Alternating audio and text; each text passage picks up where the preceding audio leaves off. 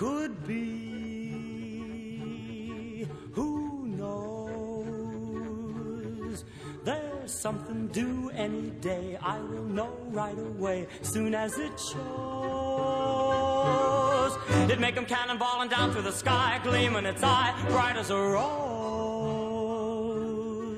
Who knows?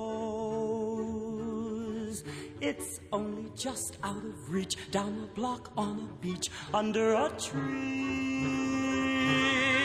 I got a feeling there's a miracle due, gonna come true, coming to me. Hi, my name is Dr. Iris Rosenfeld, Doctor of Chiropractic in Laguna Hills, California for over 29 years, and owner of Rosenfeld Wellness Center. I'd like to welcome you all this week to my radio show, Attitude Adjustment, where I interview inspiring and motivational guests on the second and fourth Tuesday of every month, 2 p.m. Pacific Time and 5 p.m. Eastern Standard Time. We stretch your limits as to what is possible.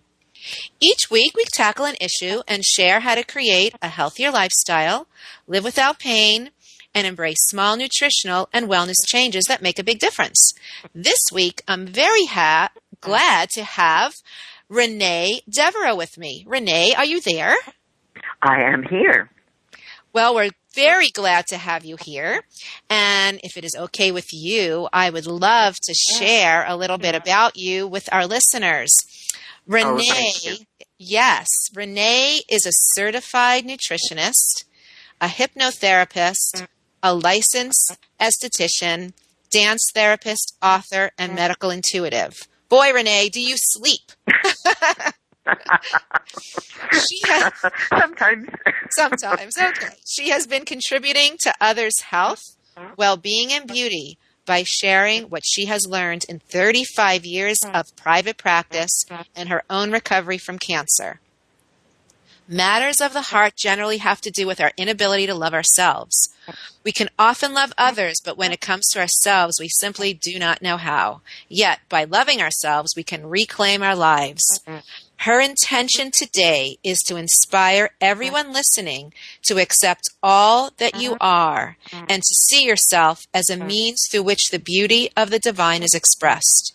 You will then live in a state of grace called soulful radiance, a state of serenity and joy rooted in one's own striving for self-acceptance, love, and excellence. And Renee, you chose a topic for this conversation today that I just absolutely love. It's called The Ultimate Love Affair, Unconditional Self-Acceptance and Love. Can you share with our listeners to start why you chose that topic and a little insight into that? Oh, thank you, Iris. First of all, I want to thank you so much for having me on and giving me this opportunity to share with others some of what I have learned. And as far as The Ultimate Love Affair, it's actually a book that I self-published several years ago. And now it's being picked up by a publisher, and it will be out, again, reformatted and reworked. The message is essentially the same as far as self-acceptance and self-love. I knew then, and I still reaffirm that premise, that we don't know how to love ourselves. We give ourselves to others. We love others. We want to help others. And we forget that there's a source here that needs to be filled before we can really love unconditionally. And that means that, if we don't love ourselves, then we'll be expecting something from the love that we give to others. In other words, there will be a catch. There will be an agenda. We do not give unconditionally. We do not love others unconditionally. We have an expectation that they too will love us and do for us, give to us what we need to be giving to ourselves. So that is yes, go on. I got that. So in your opinion, what is the most important way we can show love for ourselves? Can you give an example? Okay. Yes, of course. And first of all, for me, it's about commitment to be the best that we can be. And that means physically fit, emotionally strong, and to be in a state of grace spiritually, living in gratitude and love. Now, Renee, sometimes, and I have heard this from people, when people think, oh, I'm going to love myself, and they have this, they play in their heads this like guilt kind of thing, like if I love myself, then that's not a very, that's too, I'm being selfish. Can you just share a little bit about that?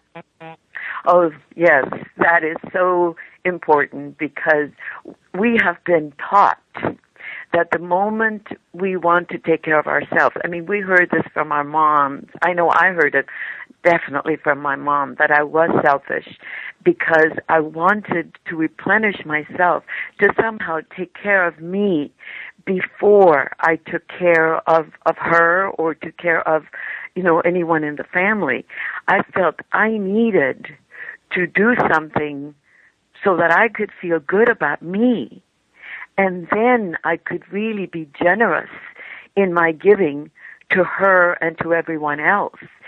So the selfish angle is, to me, a manipulative agenda. And a lot of people use that to get us to do what they want us to do, forgetting that there is a divine aspect of us that needs fulfillment. And so the message here is to listen to ourselves, to get in touch with what feeds us emotionally and spiritually.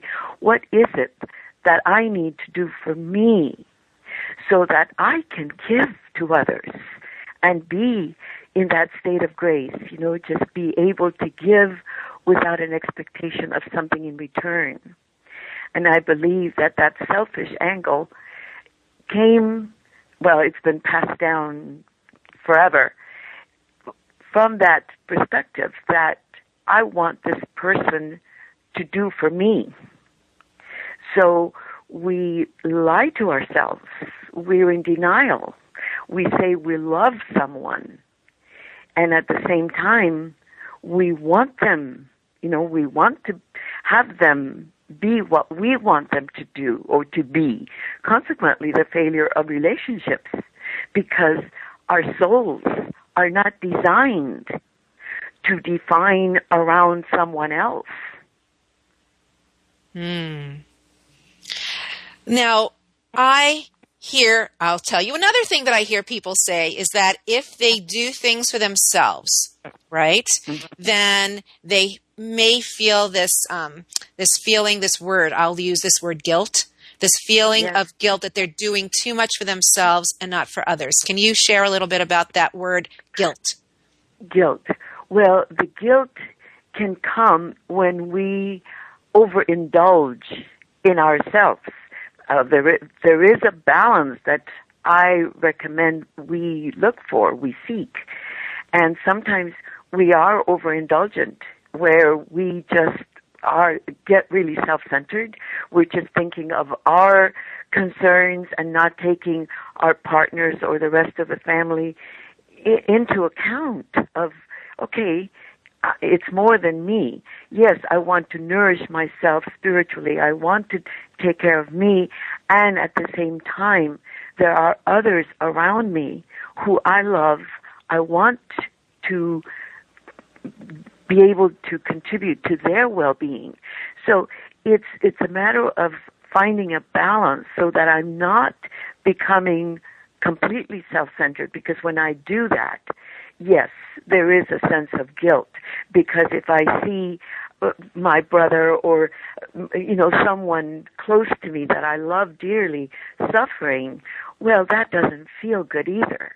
So there is that happy medium where I can be generous with him or with whoever and be there for them. And at the same time, I'm not totally giving myself away or my resources, where I can share. Mm-hmm. So can you share maybe some tips, suggestions for us to stay balanced in what you're saying and not feel this guilt? Well, the balance comes in making a commitment to myself, to the being that is there, to the soul, knowing that I've been given a gift. This body is a miraculous apparatus. And if it were a Lamborghini, I wouldn't, it's like, yes. Okay, I'm taking care of it because it is a treasure. So consequently, I want to do what's right for it. I want to exercise it, feed it the best that I can, with what is available to me. And if there are issues, physical issues, of course I will resolve them because there's meaning in everything. If there is a physical ailment or whatever, we need to resolve it. Everything has meaning. And so that to me is the voice, the soul speaking. Mm-hmm. And so I want to pay attention. And so take care of my grooming, take care of general maintenance, very definitely. So I care about me. And at the same time, because I feel vitality, I feel energy, and I am in a place of feeling really good about me because I'm making a contribution, you see. So that's what we're here for, to fulfill our mission on earth, our sacred duty, by taking care of ourselves. And then how do we help others? Because we have a purpose. We're not just here to have a good time. I mean, yes, having a good time is wonderful. That's part of, living life to the fullest, that we can have fun, we can have a good time. And what is our dharma, again, or our sacred duty, where we feel fulfilled. You see, because when we're not doing something, when we're not fulfilling that, what is in our heart and our soul, then we have this gap, and we keep looking to others to fill it for us. So does that answer the... That is wonderful. So in other words, what I'm hearing is that when we sort of fill our cup and we do the things that we are passionate about and that we want to do for ourselves, that really will pour over to the others around us. Absolutely, absolutely. I just cannot tell you how important that is, Dr. Iris, because I have made that commitment, and I did it, probably 40 years ago. And I have loved my life, and I have listened to that voice within. It wasn't always a popular thing to do, and I wanted to do what was right for me. And when you have that, it's living in abundance. I can't give it away. I do give what I can because people, those that are willing to hear me, of course, I am generous, and I want everyone to succeed and to love and to be in the state of bliss and joy. That is my living space, you see. Yes, absolutely. Renee, we are about to take a very quick break, and we will be right back.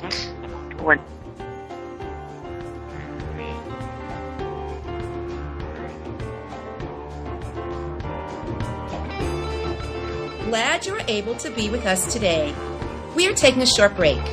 If you would like to ask our guest a question during the next segment of our show, please contact innerlightradio@yahoo.com or call 310-928-68 888-878-7733. As a doctor of chiropractic in Laguna Hills, California for over 27 years, and owner of Rosenfeld Wellness Center, my staff and I are compassionate health experts. Through our integrative approach, we create miraculous breakthroughs in your physical and emotional health.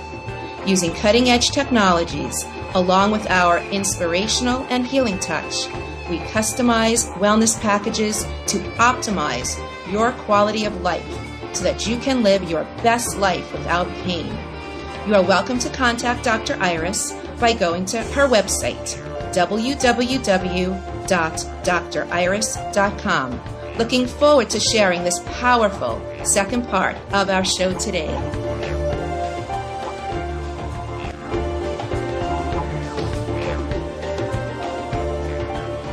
Hi, my name is Dr. Iris Rosenfeld, and I am here today with Renee Devereaux, who is just amazing, sharing with us how we need to love ourselves and our commitment to be the best we can be, and actually to listen to ourselves.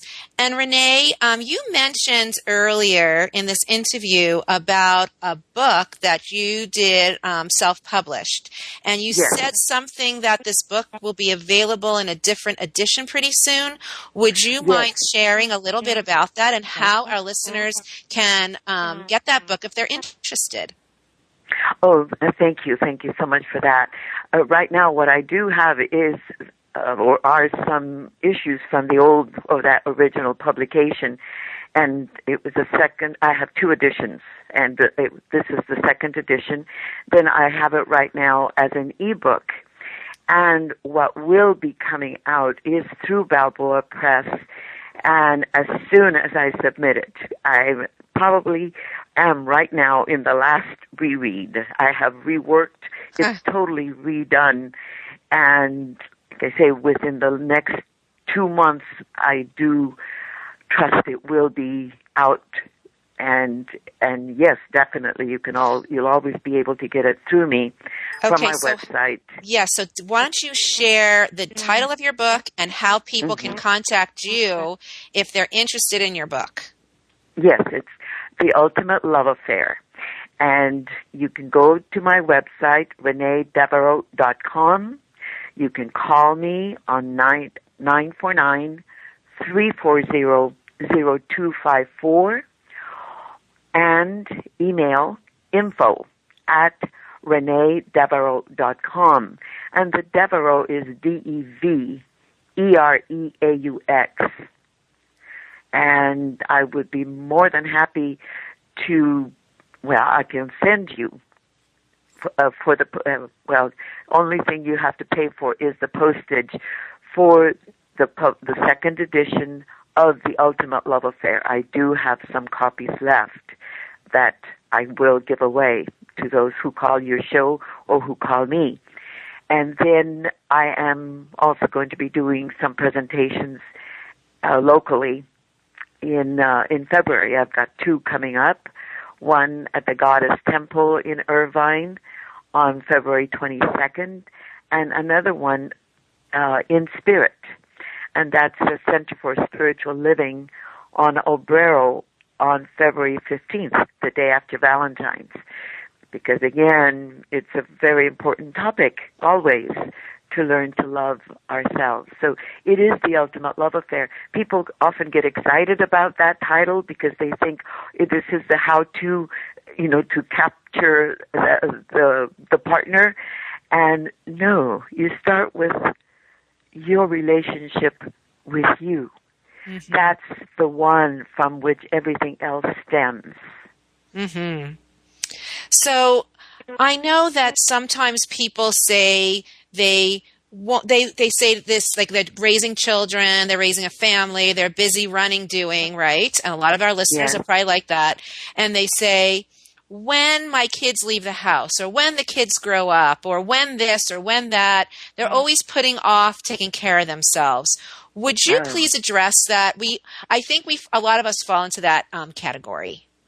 Yes, I see it again and again. I have a lot of clients who are sometimes in their 50s, and they're suffering from empty nest syndrome. The children have left, and they are bereft. They have nothing. And oftentimes they don't have much to talk about to their husbands because they have emptied themselves, and they have contributed to their children, and now they really have not grown spiritually or emotionally. They have neglected their personal growth, their personal fulfillment. They have not written the book that perhaps they thought of many years ago, or perhaps they had a talent for poetry or for art or for dancing. And now, after raising their children, here they are. Mm-hmm. So I always say, go with what you loved once. Go there. Find if there's still passion, if it's still something that can excite you. And do not feel guilty. And if you are in the position where you are married and you are raising children and you just don't seem to have time, well, please, I say to you, please make the time. Take the time. Do something for you. And I have lots of young women who are raising children, who are my clients, and that is a project that they must work on, something that they really want for themselves, because we don't know what's going to happen. You see, a lot of us, well, we don't have partners, and we find ourselves that, okay, it's time to go to work, it's time to do something, and there is often frustration and anger when we compromise ourselves and take a job just to survive, just to make money, because there is something there that was neglected. And so now here we are in our 40s, 50s, sometimes 60s, and oh my goodness, what now? So I say to you, this is one definite way of loving yourself. Do not neglect that aspect that needs attention. It's your soul's calling. That's why your soul incarnated and created your body, or gave you your body, so that you have a vehicle to experience life. And so what we want to do is provide a means by which the soul expresses. I do get emotional about this because yes, I'm hearing that. Yeah, I see, our very souls neglected. And that, for me, is my love affair.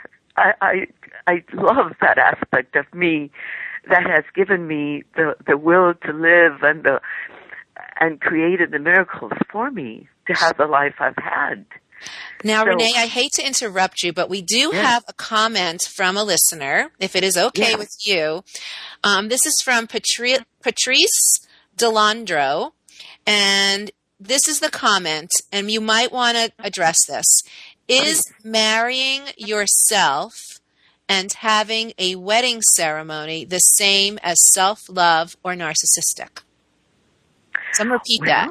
Is marrying yourself and having a wedding ceremony the same as self-love or narcissistic? I think it just depends on where you're coming from. I do believe that, in some way, I did make that commitment to myself. And yes, it is a relationship, and it is certainly a commitment. And I think for some people, it may be a desire to manifest it to the world, that yes, I am committed, and consequently, this is what I'm about. I didn't feel the need to do that. And so, like I say, it just depends on what our desire is. Sometimes we do want to make it public and let the world know that we're in love with ourselves. And Yes. again, as far as narcissism, it's, can we be true to ourselves without overindulging? Sometimes narcissism borders on overindulging. Yes. Yes. We spend more than, or we spend what we don't have. So where is the expression? I truly love myself, and I don't feel the need to say it to anyone. Well, I wrote a book, yes, because yes, I guess I did want to publish it, and at the same time, I want to make it available for everyone. That really there's more to life than girl meets guy and guy gets girl. That is like something wonderful. It can happen. It's the icing on the cake, but really, each of us is the cake. Yes. We are divine. We have an amazing soul that wants expression. And so we make a commitment to it. We can publish it. We can publicize it. So Renee, my radio show is called Attitude Adjustment. Yes. And I would love for you to share 2 ways that you think, in your professional opinion, our listeners can shift their attitude. All right. I believe that it comes from shifting the need to find fulfillment and purpose through others and placing that focus on what we intuitively know to give to ourselves. So you see, it's stop depending on the opinion of others or the acceptance of others. What is it that intuitively you know is right for you? It may not be approved of by others in your circle, but you know in your heart and in your very soul that this may or may not be right for you. And I know that for me, that was a profound way of living, because I am foreign, because I am Hispanic, and, the culture calls for me being a certain way, being married, having children, and I knew in my heart that I didn't want children from a very young age. I heard my soul, because I knew that if I had children, my life would not be the same. And so, yes, I was married and divorced twice, and it's not about marriage for me. I wanted to be the creator of my life. So you see, if we depend on the approval of others, we often lose ourselves. Mm-hmm. And so that is my suggestion to your listeners, that if you stop and take a deep breath and be conscious of the motivation for your behavior, that's the introspection that's called for. Be conscious of the decisions that you're making, because you are making a decision whether you believe it or not in every moment.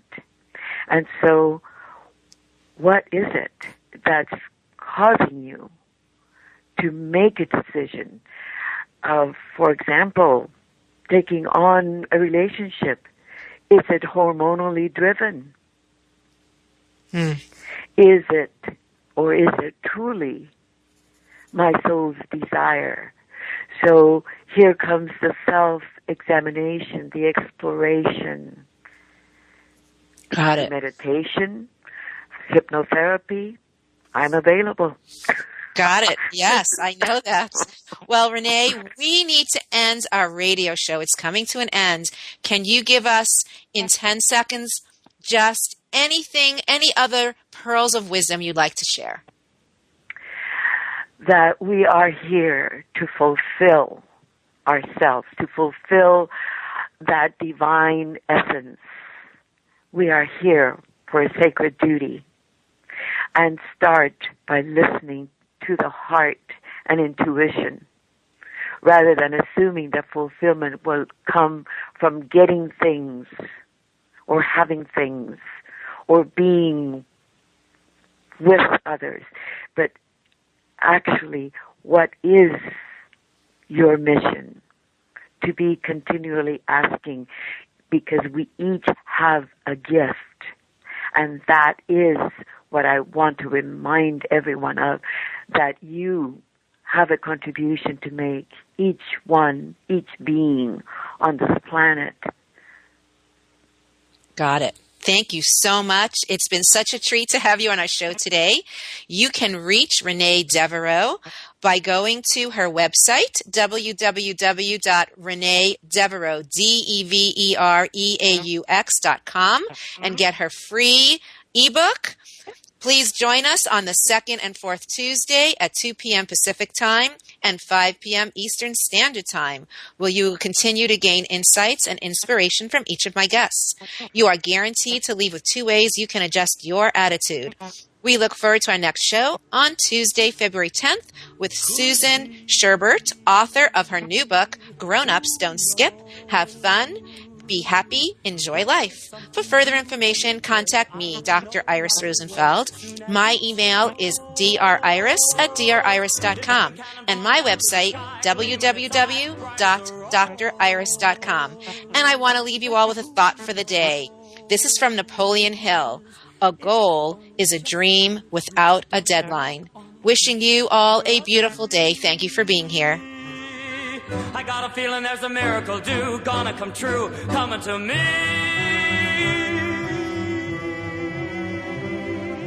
Could it be? Yes, it could. Something's coming, something good, if I can wait.